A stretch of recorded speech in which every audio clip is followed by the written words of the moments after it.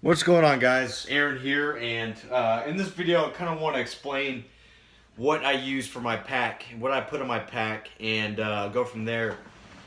So this particular backpack I purchased from, actually it was a gift. I got it from the NEX Navy Exchange, and it's a Code Alpha backpack. I believe it's rated up to 80 pounds worth of gear. Right now I've got only about 35, 40 pounds worth of gear. Now, I do want to mention one thing. I've been practicing primitive survival skills for about 11 years now. And that whole mentality is basically minimizing as much as you can the amount of gear you carry. And I know watching this video, you're going to sit here and say, well, you're carrying multiple knives, you're carrying a hatchet, you're carrying diamond sharpeners, you're carrying cordage. Yes, I am. Just because I practice these skills doesn't necessarily mean, you know, I'm reverting back to modern technology. What I'm trying to do is carry 95% of what I carry in this backpack is tools, chopping tools, cutting tools, cordage. And my belief, my philosophical approach to survival is that you have your gear. If that fails you, you can revert to things such as flint-knapping to produce your chopping implements, your scraping, your carving implements. And that's my mentality. I make sure I carry what I can, and I use that to the best of my advantage. Now, things like butane lighters, extra food, various things like that, I don't carry. I basically just carry tools, and the rest of it I procure on my own out in the bush. So, first things first, I've got my first pocket. And like I said, I got about 35, 40 pounds worth of gear inside this backpack. I've got, I'll get to that later on. Now, one thing I do carry with me is a small pocket journal. It's got about 200 pages inside of it. And I carry this pocket journal with a nice pen so that I can jot down notes. I can write down, if I'm out in the bush and I come across a plant, I can write down the medicinal uses of that I've experienced. I can draw maps. I can write down information that I might forget. So I carry with me a pocket journal. It's very invaluable for me. Then I've got my modern stuff. I got some chewing tobacco that I need to quit. A pair of shades, wallet, keys. So this first pouch for me is basically just my modern stuff that I carry. As far as, when I say modern, I mean like, chewing tobacco isn't necessary for survival, for outdoor expedition. So I carry that in the first pouch. So jumping to the second pouch, what I carry, I've got my Schrade 37, SCHF 37 knife. I like this knife because not only was it relatively cheap, but it's a pretty heavy duty knife. I can use this if I want to for chopping small saplings. I would never use a knife to chop down trees and stuff like that, but this is a pretty rugged knife. It's going to do the job as far as chopping vegetables, cutting meat, skinning game, tillering bows if I want to, and of course chopping down smaller saplings. It comes with a whetstone, a pocket whetstone that I can use, and another ferro rod that I can use. And so basically this is a nice kit in itself. If I had to choose just one thing to bring, it would probably be this knife. Then I've got the Gerber Prodigy, which is another knife. I always carry 2 to 3 knives with me. If one breaks in a situation, you can turn to another one. So combined, that's about 2 pounds worth of knives. Gerber Prodigy, if you look it up, it's a very nice knife. I recommend it. It's got full tang design. A lot of survival knives are. Another knife. I've got my Camillus. I had to look at the name because I haven't used it in a while. Camillus titanium knife. It's a cheap knife. It's a very thin blade, but it's still good. I've had this knife for 2 years. $9 at Walmart. Full tang design, and you can use it for skinning game, etc., etc. I've got my deer antler tine. I picked this up when I was 14 years old at my grandparents' house. I use this for 2 purposes. I use it as a pressure flaker when I'm flint knapping. This end here, I can pressure flake, remove flakes, and create serrations on an arrowhead or a knife blade. Also, the natural curve and the density of this bone, or antler. It's very smooth. I can use this to burnish the back of my bows. When I build an unbacked self bow, I use a lot of burnishing to make sure the back of the bow is compressed fibers and prevents tension failures. I've also got an extra Dacron B50 bowstring. It's 72 inches in length, so this will accommodate any size bow that I build. And unfortunately, I don't have the wax for it, so it will degrade over time, but it's an instant bowstring with very little stretch, so I carry one of those with me. I've got a diamond sharpener. This diamond sharpener is unique because unlike a whetstone that needs to be soaked in water for 15 minutes, this diamond sharpener can touch up a blade instantaneously, so I carry one of those. I've also got a nice whetstone with a coarse side. I'm not sure of the grit, but it's got a smooth side and a denser side a rougher side for removing burrs. I carry that with me. We got a small little rasp / file that I carry with me. I can sharpen my machete with this, and I can use this for light work such as smoothing trap parts and arrow making.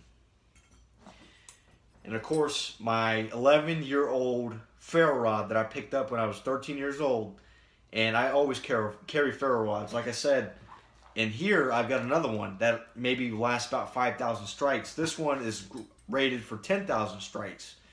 And these are awesome stuff. They're lightweight. You can throw them in water for years. Pull them out and still use them as fire making tool.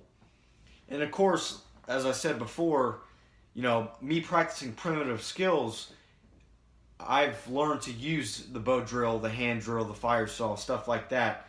But to give yourself another fire making tool that can, with proper tender, can make you a fire in a situation, it's a highly invaluable piece of equipment. And then I've got various little things. I've got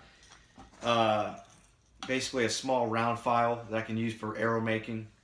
The bow obviously being my primary weapon for hunting. 90% of your intake of calories is going to be via trapping. The other 10% is going to be hunting. So I bring with me, some bow making tools, give me something to do. I've also got a wire brush I can use to clean my rasp. I have a small pocket rasp here that I can use for bow making. And of course, just like the other smaller file, I can use for cleaning up basically trap parts and stuff like that. So that's the second pouch. I could minimize this to where it's just a couple knives and maybe this pocket rasp and the whetstone. But in this video, I'm showing my maximum amount of tools that I bring with me. So I've opened this double belt, four locks. And then inside here, now actually I don't really carry insect repellent. This is basically for today. I had to go get some arrows from the woods for a customer, and it was full of mosquitoes, extremely thick with mosquitoes. So I brought some of this with me to help prevent me from getting irritated and pissed off from the mosquitoes. I've got 2 metal containers. A metal pot is invaluable in a situation, a survival situation. Try cold burning a container, try boiling water in a rawhide skin. It takes time. You can easily cold burn a half-gallon container in about 2 hours, but it's better to keep some lightweight aluminum pots that I can boil water with, I can cook food with, vegetables and meat, and tubers and roots. So I carry with me 2 of these, lightweight aluminum. Basically, I recommend carrying any sort of cooking vessel like this. It makes life easier. I've got a boonie hat. This protects my face from the sun and protects my carotid arteries by shading my neck from the sun. So this is a very good boonie hat. It's actually my uncle's. He passed away.